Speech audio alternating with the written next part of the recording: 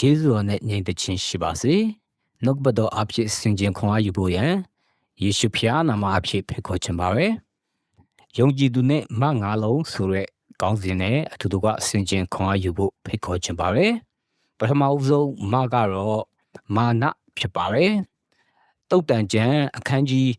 16အငယ်18မှာပါရရာလေးဖြစ်ပါရယ်။မာနသည်ပျက်စီးခြင်းအရင်ထောင်လွှားသောသဘောသည်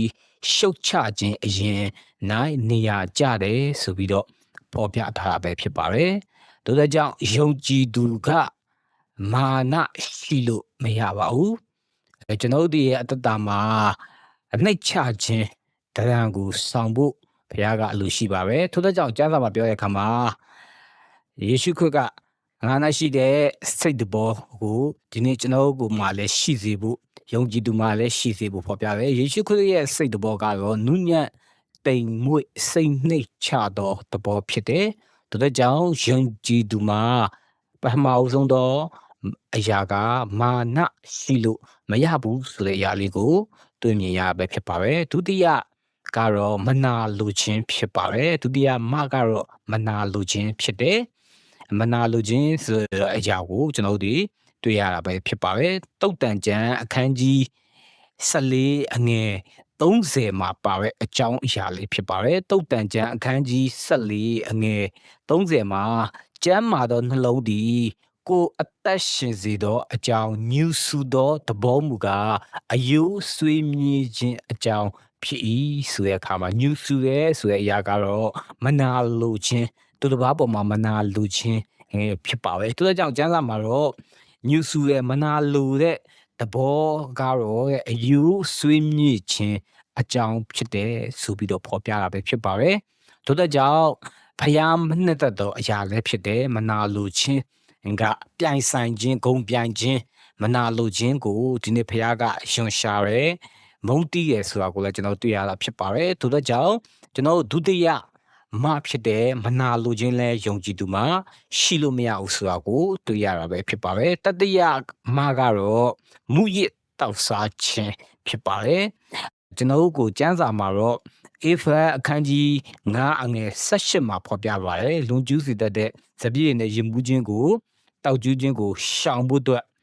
ကိုကျွန်တော်ကိုအေဖာအခန်းကြီး9အငယ်18မှာကျွန်တော်ကိုဖော်ပြထားတာဖြစ်ပါတယ်သူတို့ကြောင့်မူရစ်တောက်စားခြင်းကလည်းယုံကြည်သူတွေရှောင်ရှားရမယ်ရှောင်ကျင်ရမယ်မတစ်မျိုးပဲဖြစ်ပါတယ်လေးကတော့မေယုံမိဝဲခြင်းဆိုတဲ့အရာဖြစ်ပါတယ်မတရားတော့မိတုံမိဝဲခြင်းဆိုရဲမနော်လေးခုမြောက်တော့မဖြစ်ပါတယ်တက်ကောအခန်းကြီး6ငယ်18မှာဆိုလဲမတရားတော့မိတုံကိုပြေရှောင်ကြဖို့အတွက်ဖော်ပြတဲ့အရာကိုကျွန်တော်တို့တွေ့ရတာဖြစ်ပါတယ်ဒါကြောင့်ဒီနေ့ယုံကြည်သူမှာနံပါတ်4ရှောင်ရမယ့်မကတော့မိတုံမိဝဲခြင်းဆိုတဲ့အရာကိုတွေ့ရမှာဖြစ်ပါတယ်နံပါတ်5မကတော့မယုံကြည်ခြင်းဖြစ်ပါတယ်မယုံကြည်ခြင်းဖြစ်ပါတယ်ဒီနေ့ဟေဘရဲအခန်းကြီး7အငယ်6က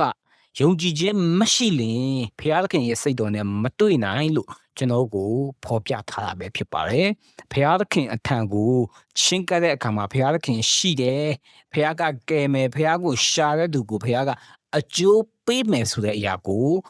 ယုံကြည်ရမှာဖြစ်ပါတယ်။အဲကြောင့်တော့နံပါတ်5မကတော့မယုံကြည်ခြင်းဆိုတဲ့အရာဖြစ်ပါတယ်။ဒီနေ့ယုံကြည်သူတွေမှာရှောင်ရမယ့်မ5လုံးဖြစ်ပါတယ်။ပထမဦးဆုံးမကတော့ကျွန်တော်ပြန်ဖော်ပြခြင်းနဲ့မာနဖြစ်ပါတယ်။မာနထောင်ဝခြင်းမရှိဖို့လိုအပ်တယ်ဆိုတာကိုတွေ့ရလို့ဒုတိယမကတော့မနာလိုခြင်းဖြစ်ပါတယ်။သူတစ်ပါးပေါ်မှာမနာလိုခြင်းမရှိဖို့လိုအပ်ပါတယ်အဲကြောင့်ကျမ်းစာပြောရတဲ့အခါမှာသူတစ်ပါးကကိုယ်ထွက်တာရဲ့ကြီးမြတ်တယ်ဆိုပြီးတော့နှိတ်ချတော့စိတ်ရှိဖို့တော့ကို